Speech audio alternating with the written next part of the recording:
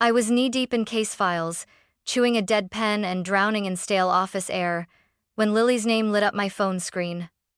FaceTime. I smiled, probably another souvenir update. She loved to show off the little trinkets she bartered for, but when I answered, the grin vanished. No market, no bracelet, just my daughter, sitting stiff on a hotel bed, her face pale, voice paper thin.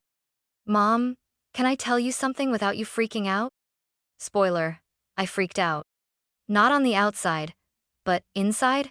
Full system failure. She flipped the camera. Her leg was propped on a pillow, swollen, discolored, the skin stretched unnaturally tight. I think I broke it, she whispered. And then came the part that made my stomach twist. I fell yesterday. They said it was nothing, and made me walk. For hours. That was the moment I stopped being scared of flying. And started being terrified of what they'd done to her. I didn't even realize I had stood up until I felt the edge of my desk against my thighs. My pulse was thundering in my ears. Who's seen it? I asked, my voice too calm, too flat. Lily shifted. Grandma, Grandpa, Uncle Brian. And they didn't take you to a hospital? They said it wasn't that bad. It didn't look swollen yesterday. They thought I was just bruised. I had to sit back down. Not because I was tired, but because gravity suddenly felt heavier. You walked on that leg? 3 hours, she said. Maybe a little more. Her tone was detached, matter of fact. They said I was being dramatic, that I'd feel better once the tour ended. That sentence made me sick. And now? It hurts worse. A lot worse. I looked at her, really looked, and saw what I'd missed at first. The tightness in her mouth, the sheen in her eyes, the slight tremble in her fingers. She was trying not to cry. Not because she wasn't in pain, but because she didn't want to ruin the trip. I took a breath. Where are they now? They went out again, she said. Said I could rest. You're alone? She nodded. It's okay. It wasn't. I'm coming, I said, grabbing my laptop. You don't have to. I do. She hesitated. But you'd have to fly. I know. I was already searching flights. Mom, she whispered. You haven't flown since. I know. I found one. One seat. 90 minutes to departure. No time for fear. No time to hesitate. I booked it. Then I called my parents. Straight to voicemail. I tried again. Nothing. I called Brian. He picked up, cheerful. Hey, what's up? You left Lily alone in a hotel room, with a possibly broken leg. There was a pause. She said she was fine. She can't walk. She's always been a little sensitive. It's probably just a sprain. The swelling started last night. You made her walk for 3 hours. We didn't make her. She's 15. She told you it hurt and you left her. She said she wanted to rest. I hung up. There was no point arguing with people who built their reality around their own convenience. I threw everything I needed into a bag, slammed my laptop shut, and rushed down the hallway. My boss looked up from his desk as I stormed past. Claire, where are you going? Family emergency. What kind? The kind where I leave right now. He opened his mouth. I didn't wait to hear it. In the elevator, I ordered a cab. In the cab, I texted Lily. I'm coming. Don't pack. Don't walk. Stay in bed. She sent a heart emoji. I stared at it the entire ride to the airport, clutching my phone like a lifeline. I hadn't flown in over 10 years. But this wasn't about me anymore. This was about my daughter.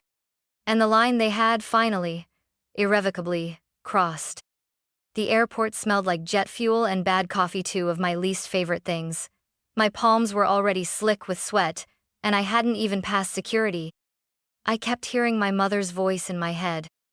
You really need to grow out of this. She said it when I was 10, sobbing through turbulence on a flight to Florida. I had my hands clamped around the tray table like it could save me. My older brother Brian filmed me on his dad's camcorder, zooming in on my tear-streaked face, adding fake screaming noises later in iMovie. He played it at Thanksgiving. Everyone laughed. That was the year they started calling me drama queen. I never flew again, not because I was being dramatic, but because no one cared why I was scared.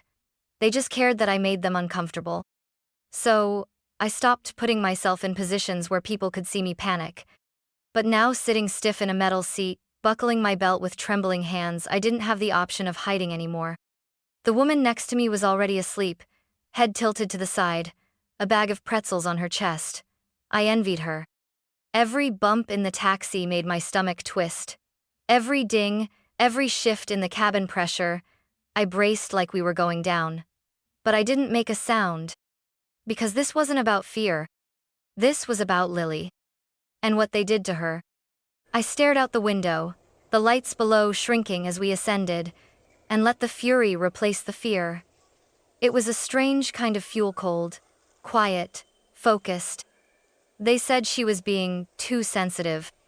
They said she was just like me. They said it like it was an insult. Like noticing pain or asking for help made her weak. Brian could stub his toe and get carried home like he'd been shot. Meanwhile, I once fainted during a hike from heat exhaustion and was told to toughen up. The rules had always been different. Still were.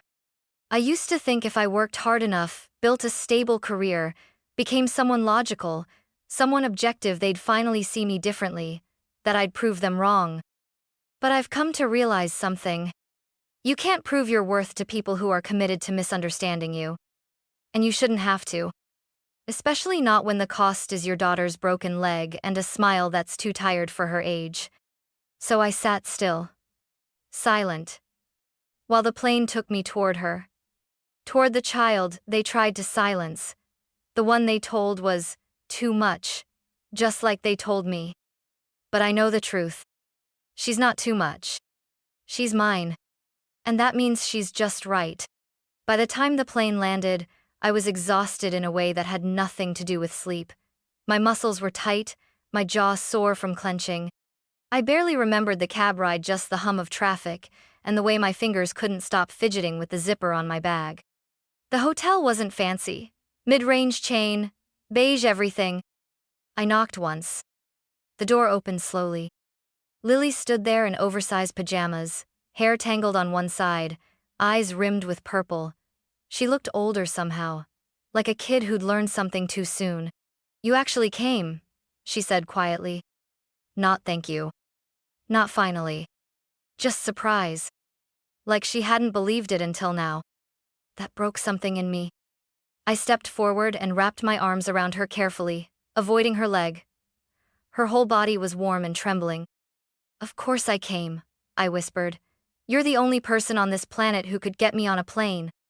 "Don't make me do it again," I added, half laughing through the sting in my chest. She smiled a little, then winced. Okay, she said, pulling back. "Ow." I glanced down. Her right foot was bare and swollen, still propped up on a pillow. The skin around her ankle was tight, discolored, stretched like a balloon about to pop. "Shoes?" I asked. "One, maybe." It took us 15 minutes just to get the good one on. Half that time was arguing over whether she needed both. She didn't. While I tied the laces, I asked almost absent-mindedly, "So, how exactly did it happen? You said you fell on the stairs?" I expected something sheepish. I tripped. Slippery steps. Something innocent. Instead, she went quiet. Her fingers tightened around the pillow. "It wasn't really a fall," she said.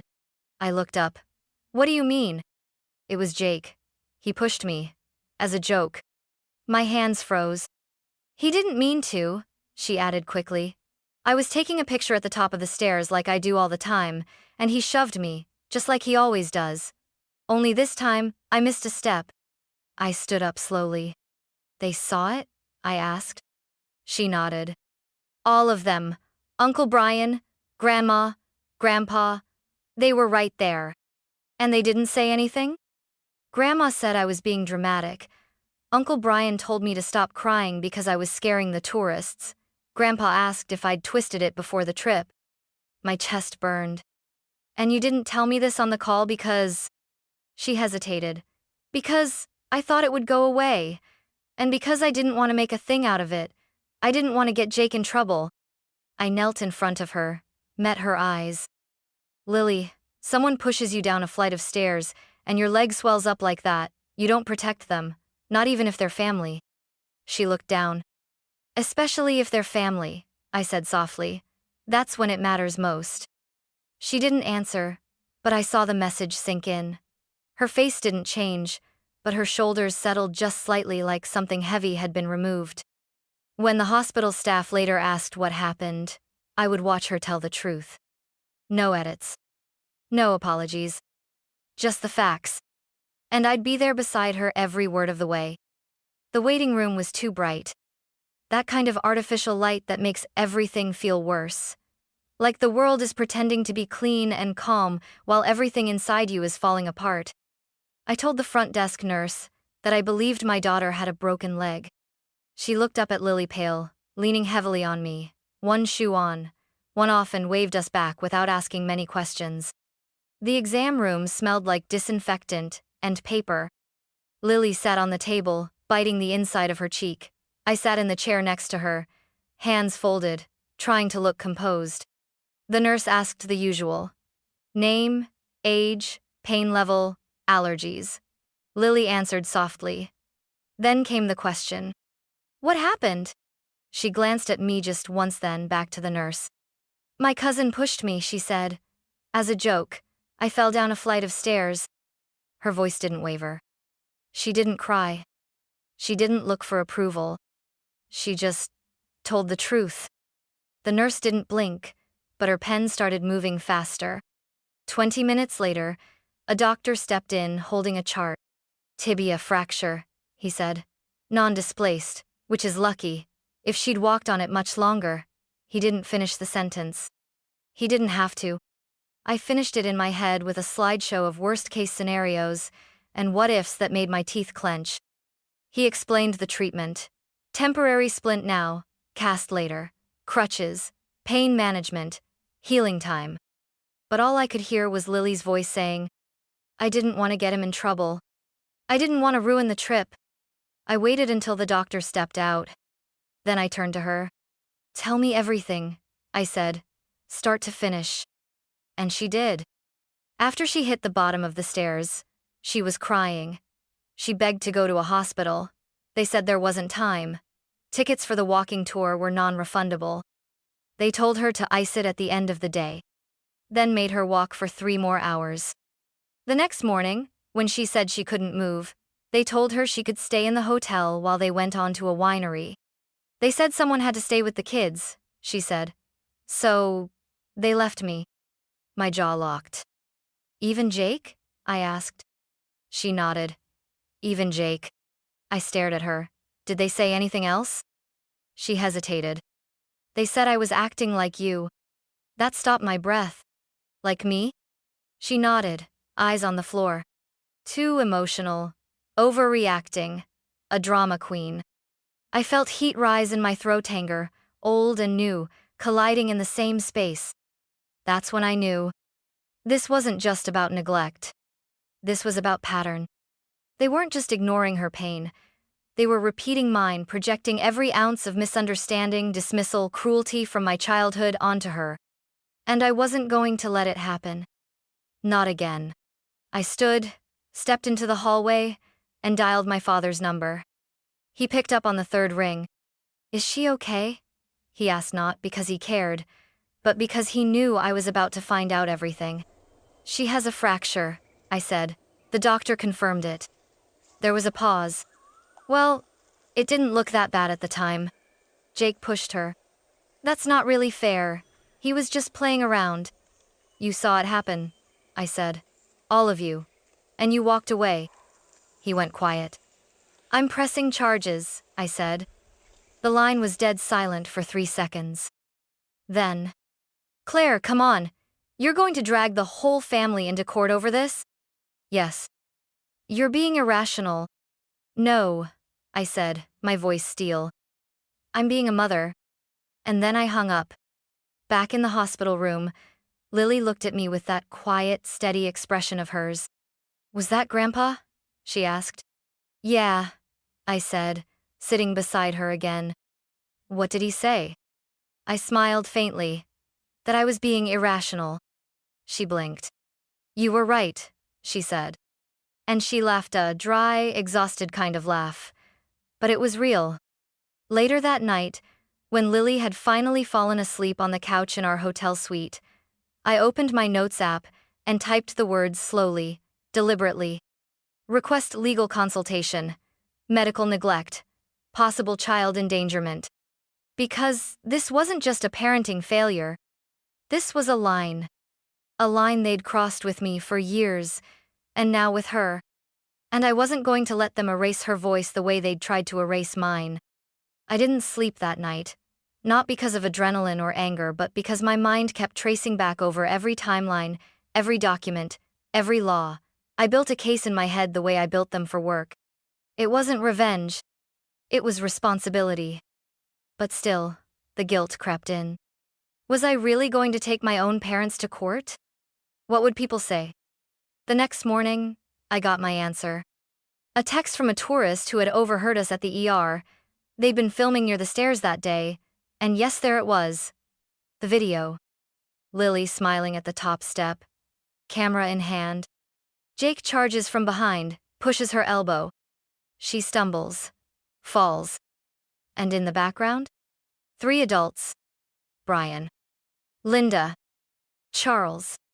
They just watched. No one ran, no one yelled, no one even flinched. I forwarded it to my lawyer. She replied with a thumbs up emoji. We've got them. Filing the case meant flying home, then back again. It meant hearings, interviews, paperwork. And the moment I booked that first return flight, Lily looked up from her cereal bowl and said, "You're flying again?" "Looks like it." "Willingly?" "Not willingly," I smiled. "But I'm not frozen anymore." She nodded slowly. "It's like exposure therapy." "More like revenge exposure therapy," I said. Apparently, maternal rage overrides fear of crashing. And then, the backlash began. Brian showed up first. At my door, arms crossed. That smug face like he was still quarterback of the Dawson family. "You're really doing this?" he barked. "Yes. You're going to destroy us. You know that, right? You should have thought of that before you left a child with a fractured leg in a hotel room." He tried to shout. I closed the door in his face. Then came my parents. Together always, a sign they'd rehearsed. My mother led with guilt. "Claire, we're your parents. You can't take us to court. What will people think?" My father tried logic. "Drop it now and we can move on." I didn't raise my voice. I didn't cry. I looked at them and said clearly, "You watched my daughter fall. You laughed when she cried. You made her walk 3 hours on a broken leg. I'm not dropping anything." They left in a huff. But they weren't done. The phone calls started next. Aunt Janine, Cousin Rachel, even Uncle Marty, who hadn't called me since 2007. "Your mom's a wreck. Brian could lose his job. Can't you just let it go? Don't do this to the family." So I did something I never used to do. I told them the truth. I sent them the X-rays, the footage, the timeline. One by one. And somewhere around the 4th call, the tide began to turn. Wait, she was really hurt? They left her alone? The calls stopped. Just stopped. No more pleading. No more excuses. Just silence. The kind I could finally breathe in. The courtroom wasn't like TV. There were no shouting matches, no slammed gavels, no dramatic gasps from the back row. Just a tired judge in wire-rimmed glasses, a stenographer with red nails, and the quiet shuffle of paperwork being passed between lawyers. Still, it felt monumental. My lawyer laid out the facts with clinical precision X-rays, timestamps, Lily's medical records, the video clip, and a written statement from the ER nurse. She never raised her voice. She didn't have to. The evidence did the talking. Across the room, Brian sat stiffly, arms crossed like he was back in high school detention. My parents whispered occasionally, but didn't look at me once.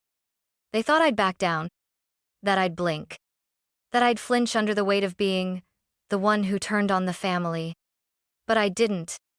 I sat with my hands folded in my lap and let the system do what it was supposed to do. The ruling came at 2:40, 6 p.m. Child endangerment. Medical neglect. Failure to report injury. All three, Brian, Linda, and Charles, were entered into the official record. No jail time. But the fines? They were steep. The kind that sting. The kind that follow you around for years. Brian's face went pale when the numbers were read aloud. But it got worse. His employer in elementary school, where he taught physical education, didn't take kindly to the conviction. 2 weeks later, he was fired. Apparently, schools don't want staff with a record involving child harm. My parents didn't say a word about the judgment. Not in court, not after. But I heard through a cousin that they had to move. Smaller house, rougher neighborhood. My mom called it temporary, but I knew better. A month later, another message came through the grapevine. They were behind on rent. They needed help.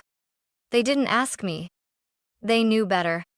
I had stopped the quiet deposits, closed the just-in-case account. No more birthday checks, no more help with groceries, no more guilt-covered bribes disguised as support. I didn't tell Lily any of it. Not at first. I didn't want her to think this was about revenge. Because it wasn't. It was about truth. About making sure she saw what happens when people cross a line, and that she knew, deep in her bones, that someone would stand up for her even when it was inconvenient. Even when it was family. Especially when it was family. Lily got quieter after the court ruling. Not withdrawn, just steadier. More grounded. She no longer second-guessed her instincts. No more apologizing for her feelings. No more asking, "Is it okay if I," before stating how she felt. Something in her had clicked into place. One night, while we were folding laundry in the living room, she held up a sock and said, "I think I would have just let it go." I looked up. "I know," I said. "But I'm glad you didn't." She nodded, almost to herself. "You shouldn't have to scream to be taken seriously." That line stayed with me. You shouldn't have to scream. All those years, I thought the problem was my voice too soft, too reactive, too much. But the problem wasn't me. It was the people who only listened to pain when it became undeniable. And I didn't want Lily to grow up shrinking herself to fit other people's comfort zones. A few days later, she showed me a message on her phone. It was from Jake. "Hey. I know this is late, but I'm really sorry. I shouldn't have pushed you, even as a joke. I was trying to be funny. It was stupid. I feel awful. I hope your leg is healing okay." She didn't cry, didn't type anything, just stared at the screen for a long time. "You believe him?" I asked gently. She shrugged. "Yeah, I think so. I don't think anyone made him send it." And I believed her. Her leg was fine now, fully healed. No lasting damage, at least physically. Emotionally, though? There was a new scar. But it wasn't an open wound anymore. It was something she carried with quiet clarity, like armor. We didn't talk to the rest of the family after the trial. I didn't block them. I didn't post anything. I just stopped replying, stopped explaining, stopped hoping they'd one day wake up and say, "We were wrong, we're sorry." I didn't need it. Neither did Lily. We moved on without fireworks or closure, just silence. And for the first time in my life, that silence felt like peace. I still hate flying. I always will.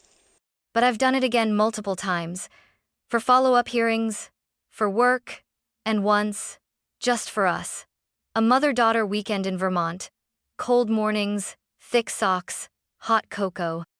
Every time the plane lifts off, my palms still sweat. My stomach flips. But I go.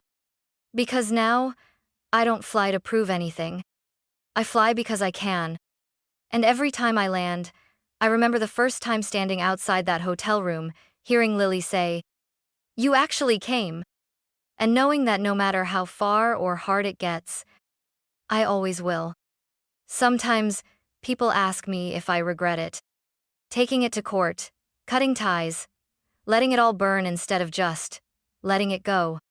And I tell them this: if I hadn't, Lily would have learned that silence is safer than truth. That being easy is more important than being heard. That family gets to hurt you as long as they do it quietly. But now? Now she knows better. She knows her voice matters, even if it shakes. She knows pain isn't weakness. She knows love doesn't mean tolerating disrespect, especially not from the people who claim to love you the most. I didn't teach her that with lectures or bedtime stories. I taught her by showing up, by flying when I swore I couldn't, by drawing a line in the sand and saying, this far, and no further. Some people might call that dramatic. I call it being a mother. And I'd do it all again. Every hearing, every flight, every broken thread that led to this quiet, peaceful life we now get to protect.